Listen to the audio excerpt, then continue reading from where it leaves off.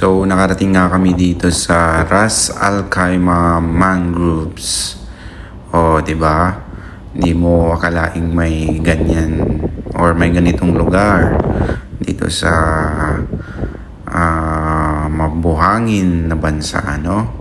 So, ayan, nakaka-refresh nga lang talaga ng sobra kasi from mountain na wala man lang ka puno-puno, andito naman tayo sa ang daming mangroves. So nakarating kami dito ng 3:45 PM from Jebel Jais, at si Jen ay parang batang nakakita ng duyan, kaya ayun, nag-e-enjoy siya dun. So picture muna, pasok. We got memories in the making, every moment's ours for the taking.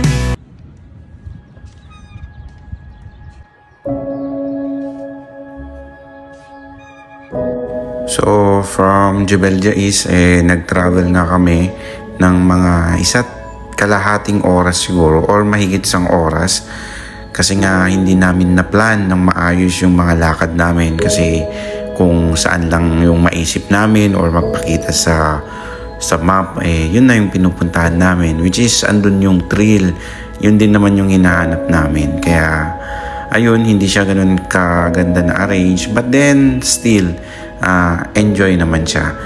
Pauwi na kami that time, pero nasulyapan namin tong part na to, kaya nagpark muna kami, and then kita namin na andito pala yung sakayan ng mga bangka.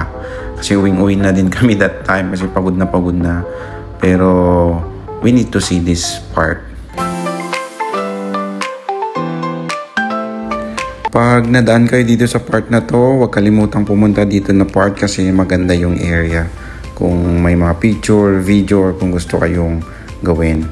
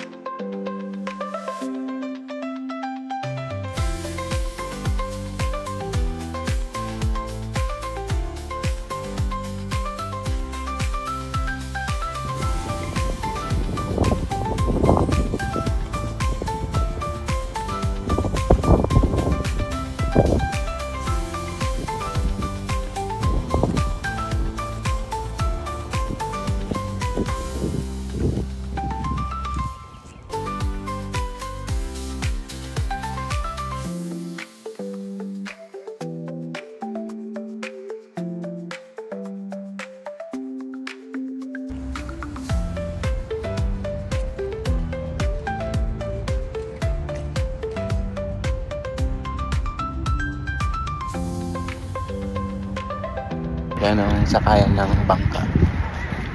Pero hindi na po kami sasakay. Hindi na namin kaya yan. Sobrang mahal.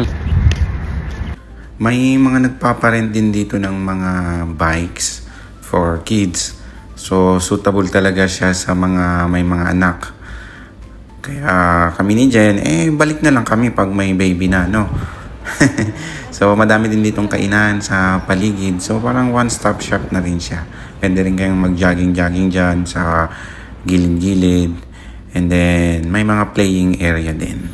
At ngayon na nga, no, talagang uwi na kami kasi pagod na kami. At nalulungkot ata si Rai dyan kasi mag-isa lang siya. So ayun, uwi na.